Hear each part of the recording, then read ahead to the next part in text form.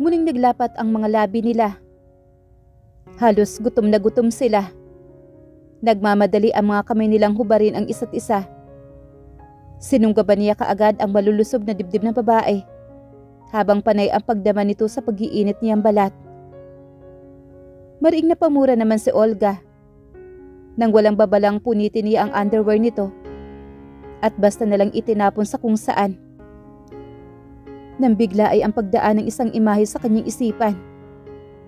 Ibang mukha ang nakikita niya. Ang mukha ni Miraya. Mariing napamura siya sa sarili para sa babae.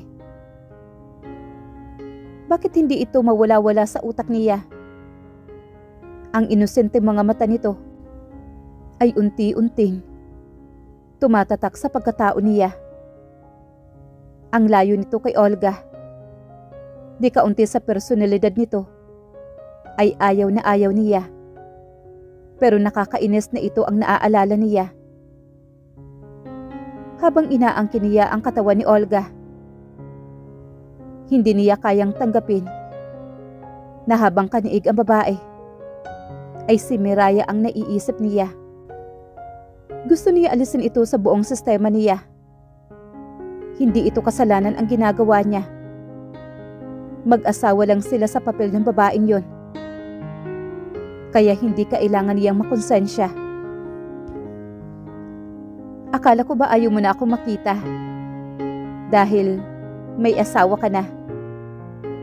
Ang init mo ibang klase. Halos masira natin ang buong unit. Kitang-kita niya sa mukha ni Olga na satisfied ito sa nangyari sa kanila. Tama nga naman ito. Init na init siya kagabi. Ang kagabi lang na maayos na higaan ay hindi na may tsura ngayon. May mga una na basta nalang tumilapon sa kung saan. Ang mga damit nila ay nagkalat sa carpet. Mula sa parking lot ng bar ay sa condo unit ni Olga sila humantong.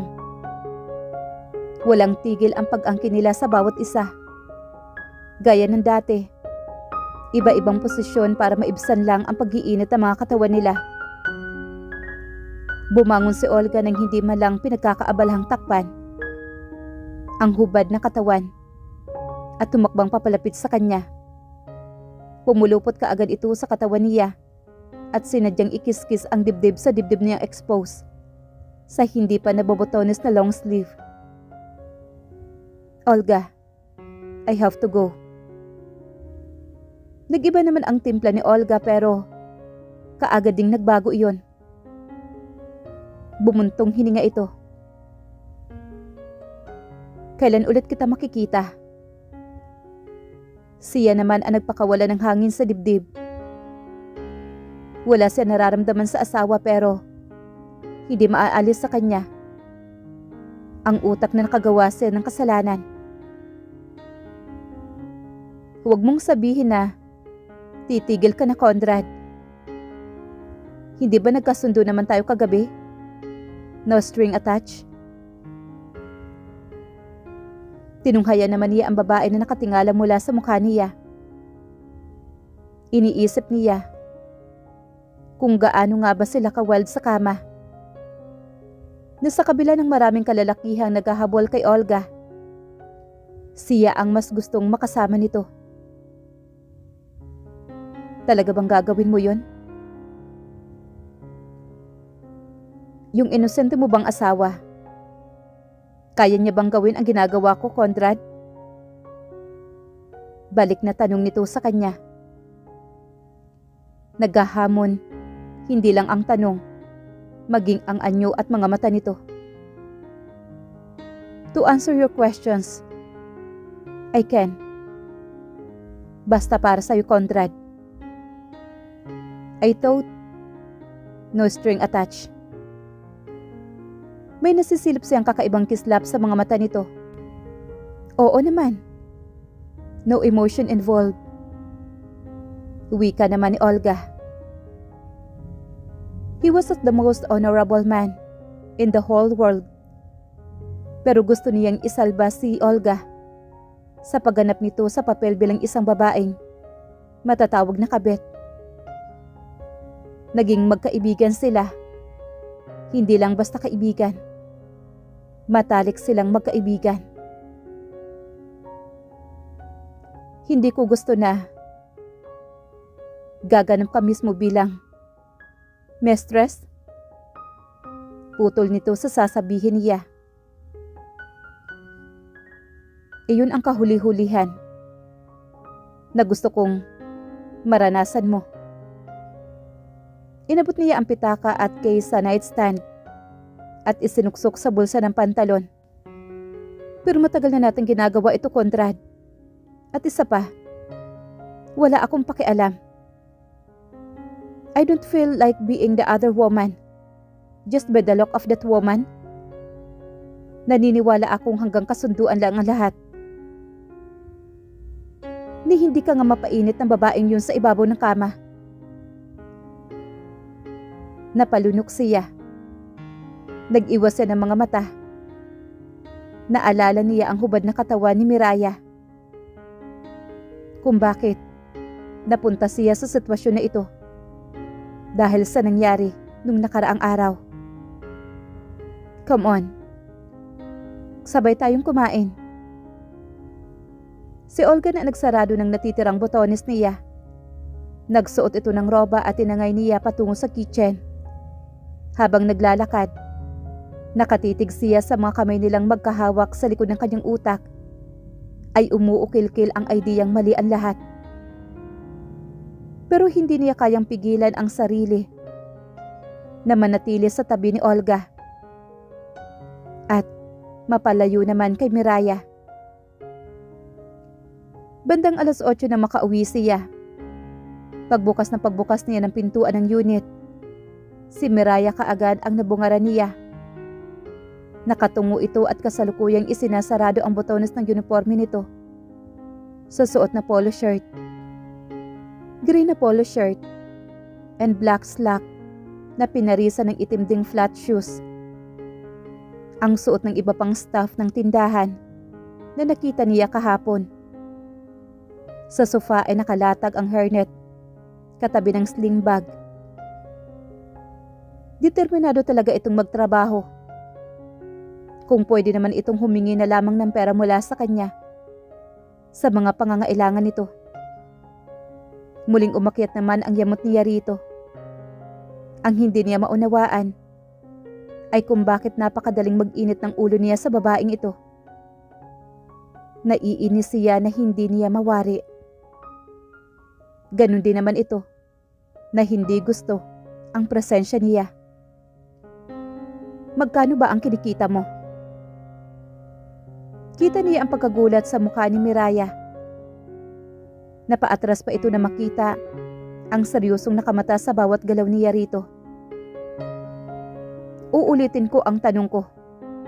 Magkano ba ang kinikita mo? Matunog niyang initsa ang keycard sa console table. Sa malapit kasama ang susi ng kotse. Ang mga mata niya ay hindi niya inaalis sa babae. Lumunok muna ng ilang beses si Miraya at pinagsalikop ang mga palad sa harapan. Sapat lang naman.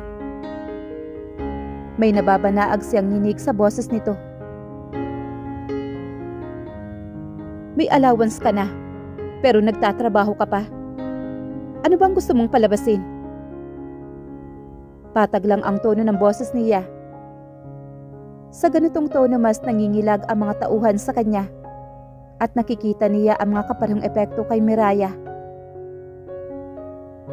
Akala mo ba magandang tingnan na ang asawa ko ay nagpapakapagod para sa kakarampot na sahod sa isang maliit na convenience store?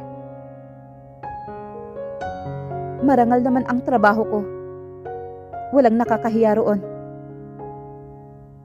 At nakikita niya ang katigasan ng ulo nito. Kaya naman mas naiinis siya. Wala? Anong iisipin ng mga tao ha?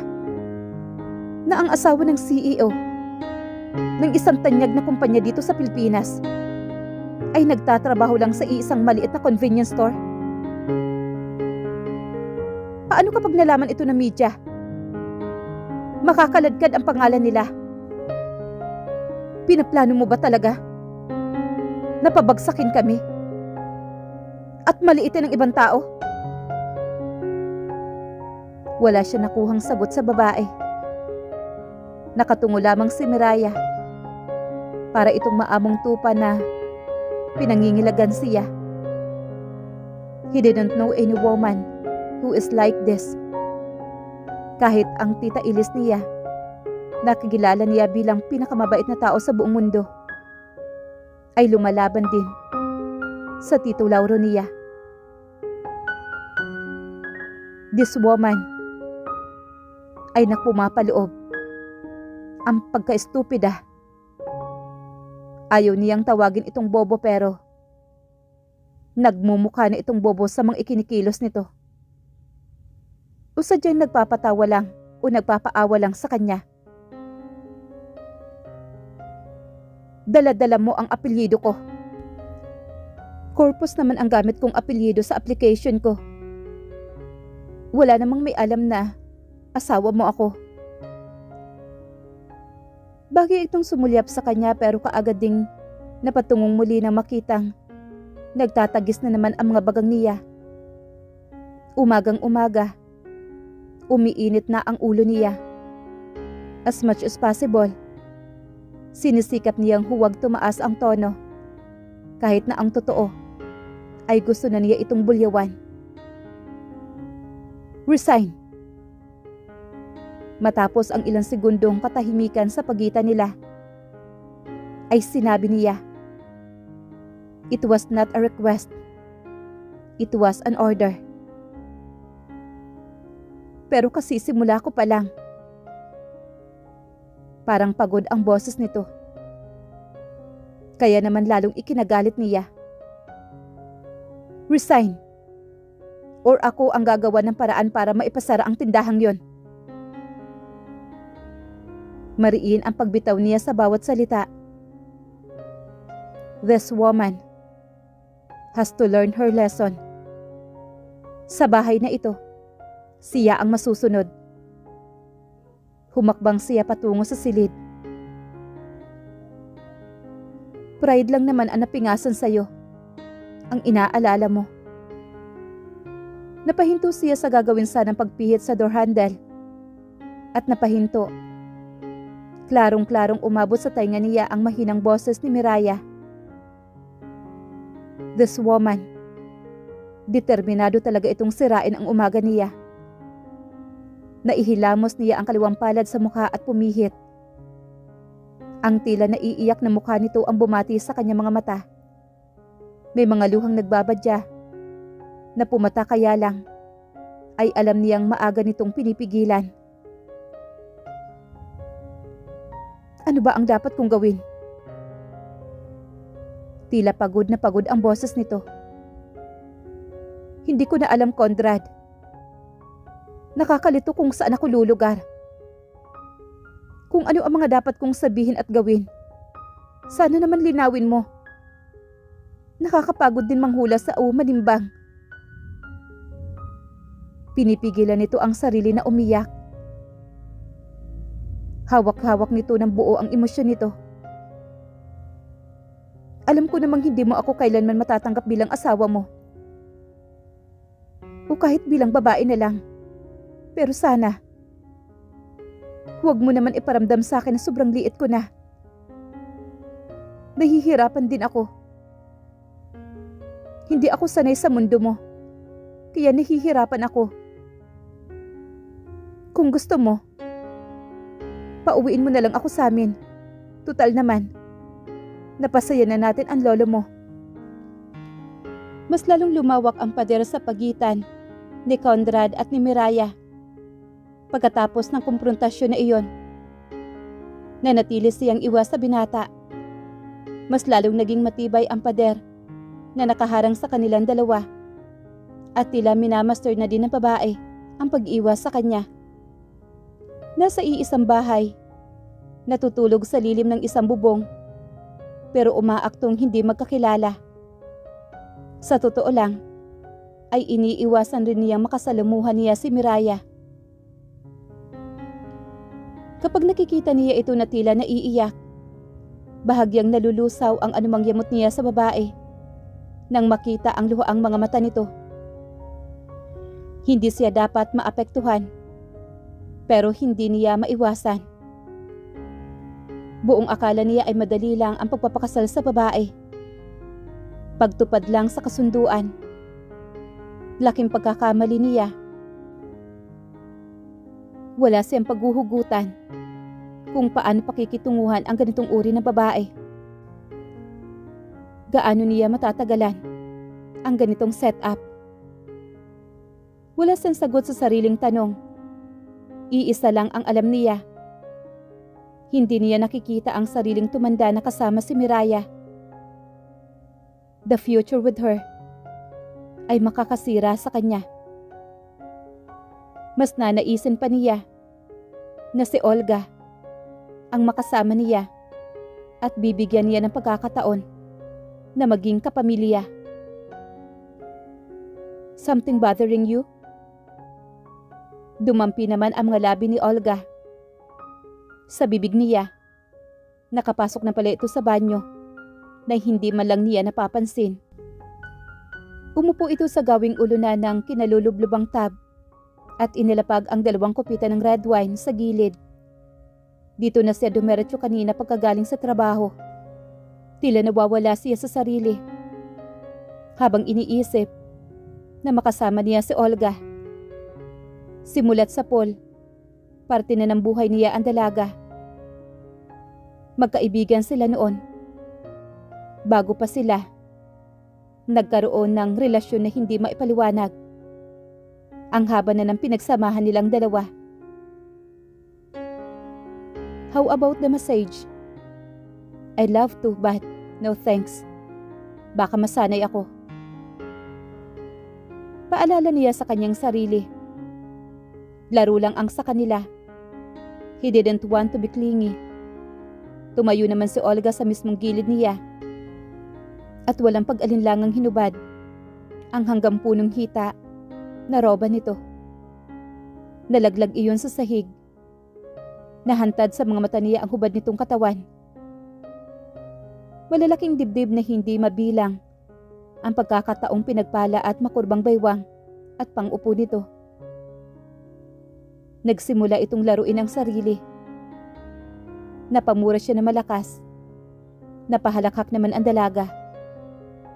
Inabot niya ang kamay nito at inalalay makasampa sa tub. Umupo naman sa kanya si Olga. Napasinghap siya na magtama ang mga ibaba nila. Hahalikan na sana niya ito sa labi, pero nag-iwas ito na mukha sa kanya. Iniabot nito ang dalang inumin at ibinigay sa kanya ang isa. Marahan na gumagalaw ang dibdib nito. Mas nag-iinit siya sa nakikita. Uminom muna tayo. Pareho silang sumimsim ng alak nang hindi inaalis ang mga titig sa isa't isa.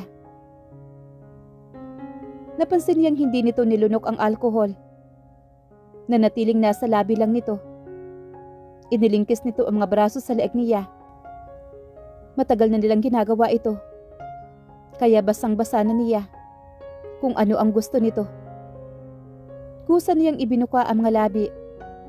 Dama niya ang init ng alkohol na pumapaloob sa bibig niya.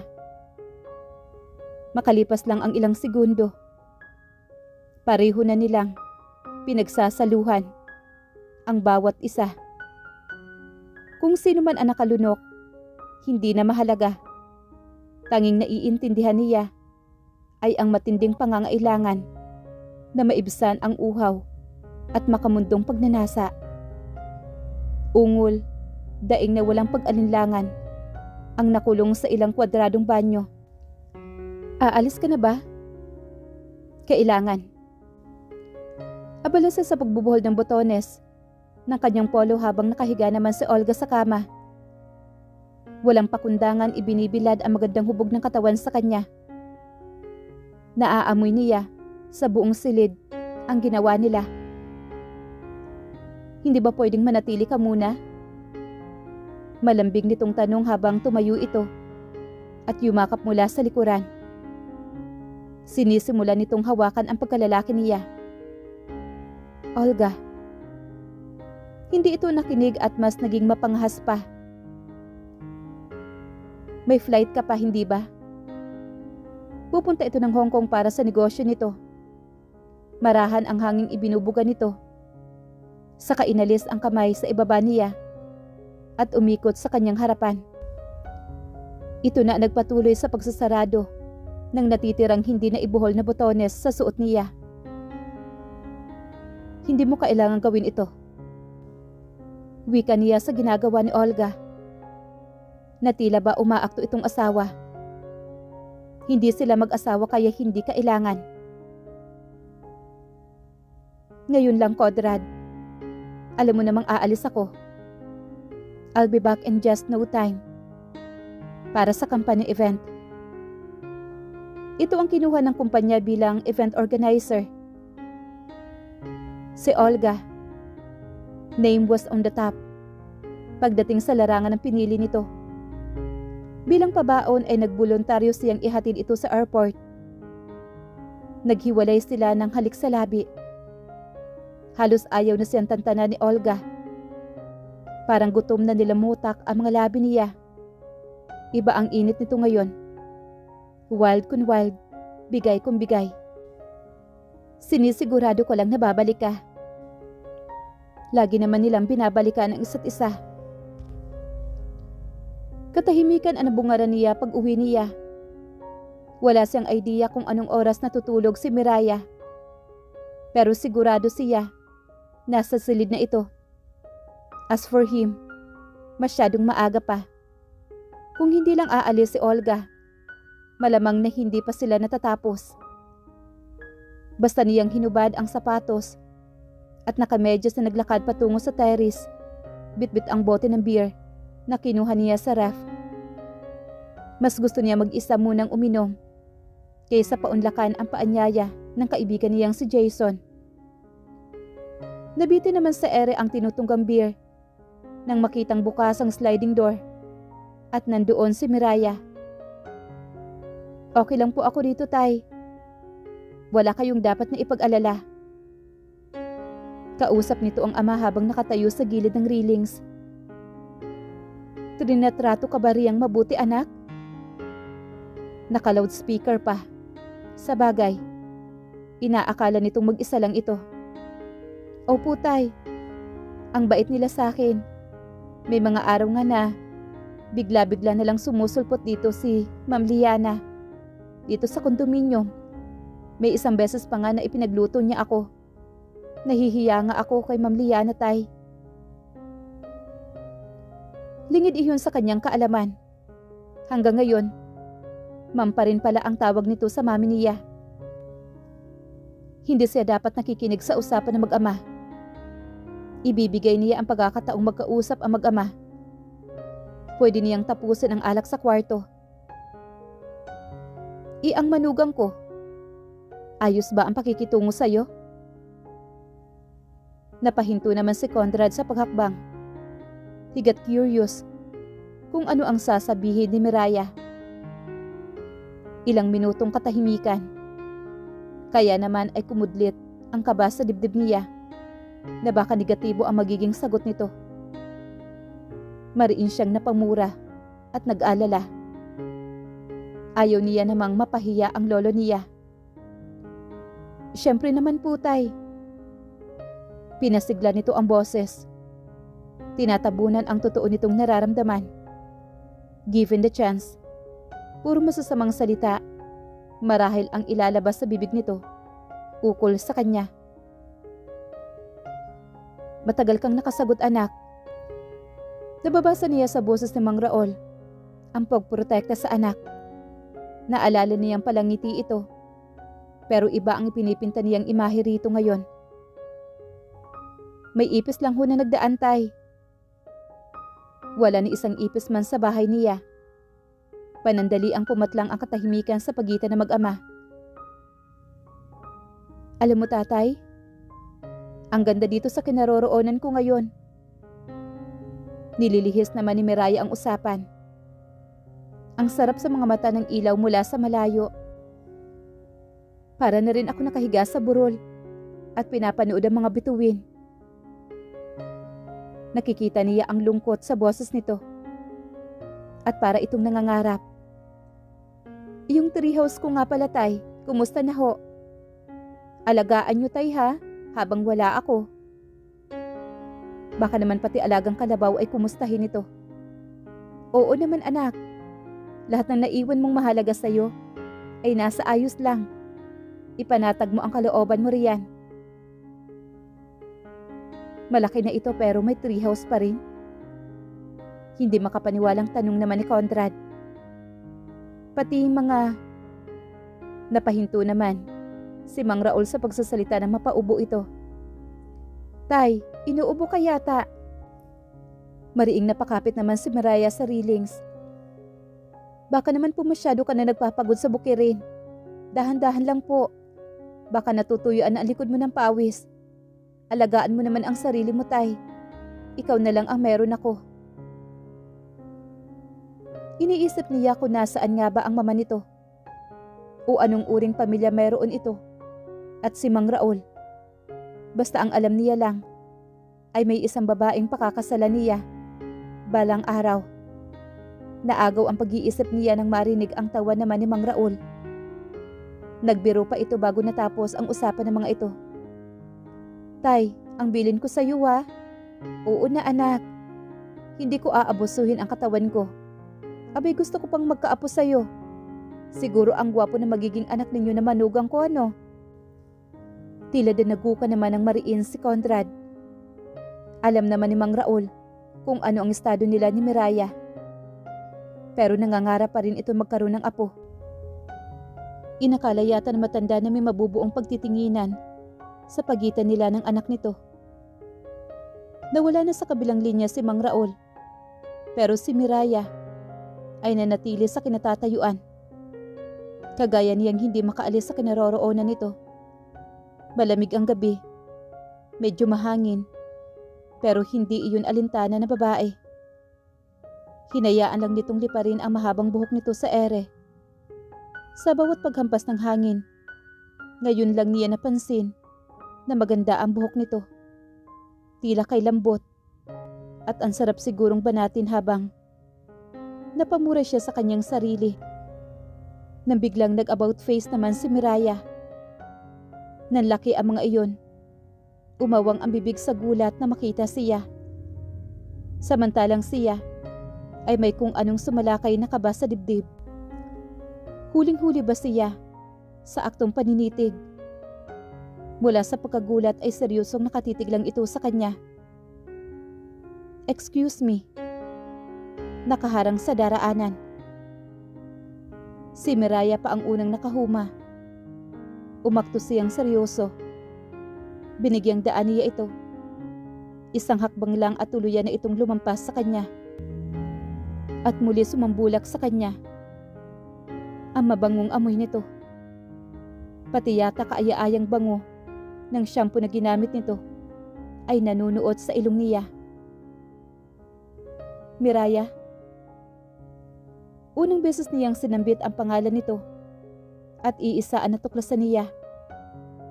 Habang binabanggit niya ang pangalan nito, ay hindi niya maintindihan ang nararamdaman. Nanatiling nakatitig lamang si Miraya sa kanya. Hinihintay nito ang anumang sasabihin niya. Wala itong idea na nagbabangayan na ang dalawang bahagi ng utak niya. Nang wala siyang masabi, makalipas ang ilang nakakabinging katahimikan, ito na ang unang nagsalita. Huwag kang mag-alala. Sa susunod, hindi na ako hahara-hara sa landas mo. Hindi mo na ako makikita ang paggalagala sa kondo mo kapag nandito ka. Sabi mo nga, know your place well. Sinasaulo ko yon at matapat kong susundin habang nakatungtong ang mga paa ko sa pamamahay mo.